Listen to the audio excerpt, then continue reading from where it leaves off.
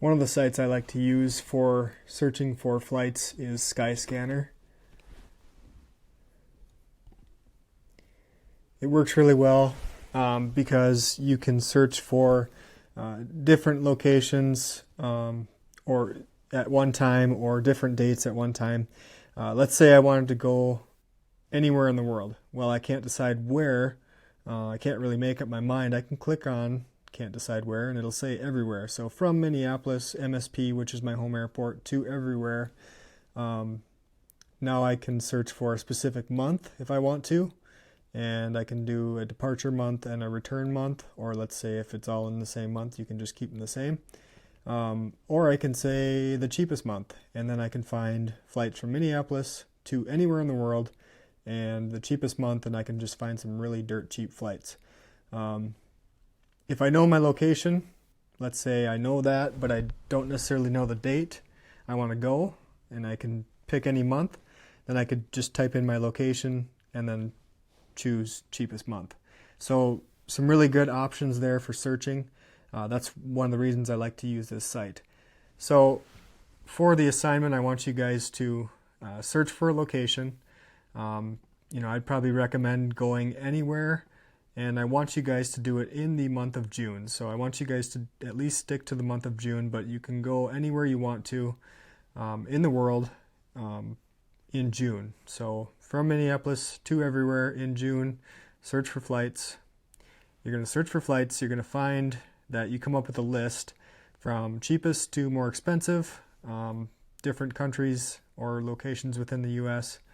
That you can look at, and you just want to make sure that you find a flight that fits within your budget along with an accommodation that fits within your budget. So if you find that you're going to go to Denver, Colorado, well, depending on how much that flight is to Denver, Colorado during June, and the dates that you select, you have to make sure that you can find accommodations that fit within your budget there. So we're going to use another site, and I'll show you that in a different video. That's Airbnb to find our locations to stay. But for the flight search, you're going to use this.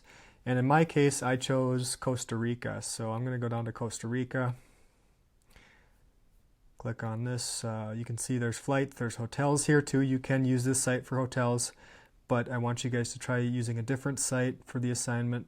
So the flight here, though, if we click on from 207, it'll show you when you can fly during the month of June to get those prices.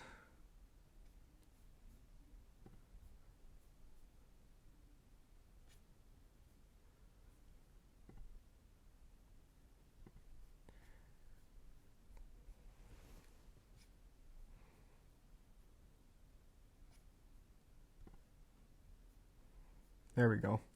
I had to refresh my browser. For some reason it wasn't showing up. So it should show up like this, where you have some green, yellow, and red or pink dots. And the green ones they represent the cheapest times to fly during that month. So the 16th and the 23rd are the cheapest times. And I know that I have, let's say, 5 to 7 days to go on my flight, or on my trip. So I'm going to go from the 16th to the 23rd. That's a full week. And it says from 173 per adult. So I can show flights. And this is where I would take my screenshot here. So you can see the flights that I've got. Now total price is actually this number down here. They don't give you the total right up front at the top. It's this little number right down here. So $348 would be the total for this flight, which is still pretty cheap. That's a round trip flight to Costa Rica from Minneapolis. So $348, I can fly there.